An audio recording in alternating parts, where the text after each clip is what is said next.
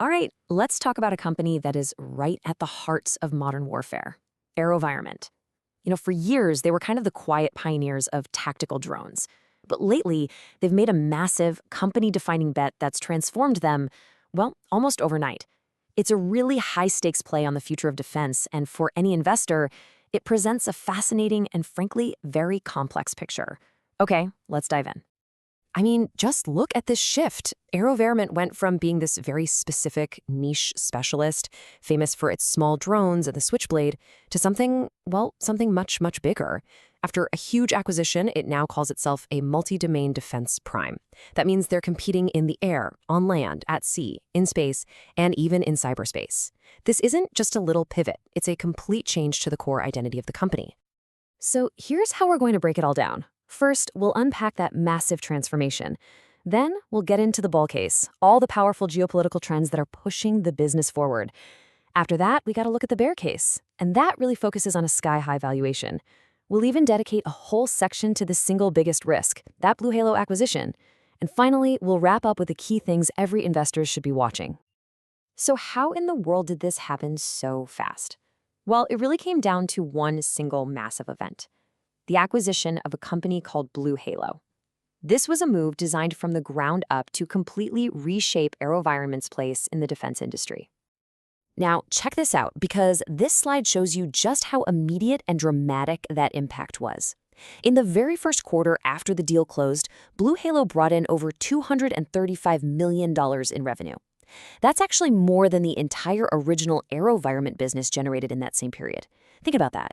This one acquisition literally doubled the size of the company overnight. Okay, so what's the argument for this new supersized company? Well, the bull case is pretty compelling. It's built on these incredibly powerful global trends that are creating a massive tailwind for the entire defense sector. It all starts with this number, $2.4 trillion. That's what the world spent on military expenditures in 2023, an all-time high. Rising geopolitical tensions are forcing countries everywhere to rearm. But the really important part for AeroVironment is where all that money is flowing. And right inside that massive defense budget, one area is growing like crazy: military drones. This market is projected to hit nearly $88 billion by 2030. That puts AeroVironment right in the sweet spot of some really explosive growth. And you can see that trend hitting their bottom line directly. In their latest report, AeroVironment had a funded backlog of $1.1 billion. Now, this is contracted, signed on the dotted line work, which gives them incredible visibility into their future revenue stream. And this right here, this quote explains why that backlog is just exploding. The war in Ukraine has basically become a live-fire demo for AeroVironment's gear, especially that Switchblade drone. The world has watched these relatively cheap systems take out multi-million-dollar tanks. So now, every military on Earth realizes these aren't just nice-to-have gadgets anymore. They're an absolute necessity. And this demand isn't just a U.S. story. Not at all. In fact, for the last 12 months, over half of AeroVironment's sales were international, going to more than 55 allied nations. This geographic diversification is a huge plus, right? It means they're not totally reliant on any one country's defense budget. And looking ahead, the company is trying to build a really powerful competitive moat with its AV platform. The idea is to create a common software, think of it like an operating system, for all of its drones and robots.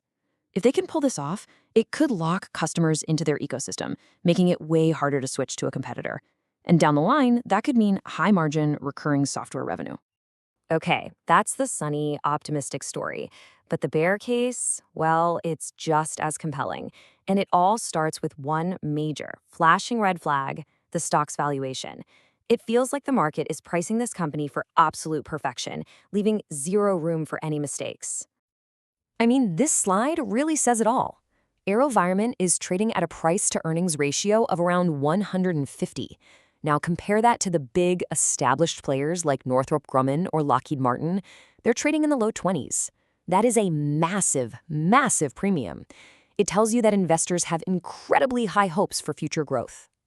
And that crazy valuation forces you as an investor to answer this fundamental question. Are you buying a traditional defense contractor? Because if you are, the stock looks wildly expensive.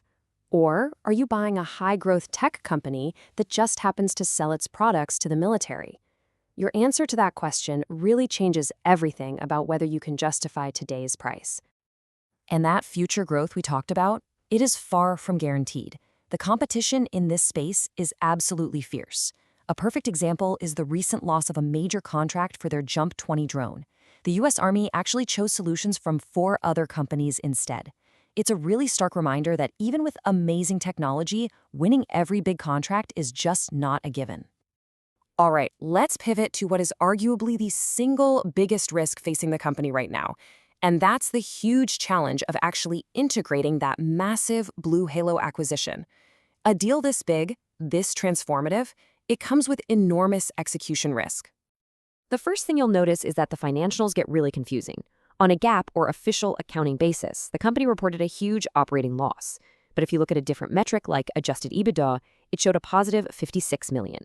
The gap between those two numbers is almost all because of non-cash charges from the acquisition. It makes the company look unprofitable on paper, even when it's actually generating cash. It's messy. And beyond the weird accounting, this slide shows the giant operational tests that management is facing. They have to get all of this right, merging 2 different company cultures, combining complex IT systems, making sure they keep their best engineers, and delivering on all the synergies they promised investors. A slip-up in any one of these areas could threaten the entire reason for doing the deal in the first place. So, with this really complex picture of high growth on one side and high risk on the other, what should you actually be watching to see how this story plays out? Let's break down the key metrics that will tell you if the company is pulling off its very ambitious plan. Okay, think of this as your investor dashboard. First up, the book-to-bill ratio. Is it over 1? That tells you if they're winning new business faster than they're finishing old projects. A great sign. Next, just track the backlog growth itself. Is it going up? Then ignore those noisy GAAP earnings and focus on adjusted EBITDA margins to see the real underlying profitability. And finally, keep an eye on the revenue mix and international sales to make sure that growth story stays diverse and healthy. And that brings us to the final, crucial question that really sums up the entire investment case.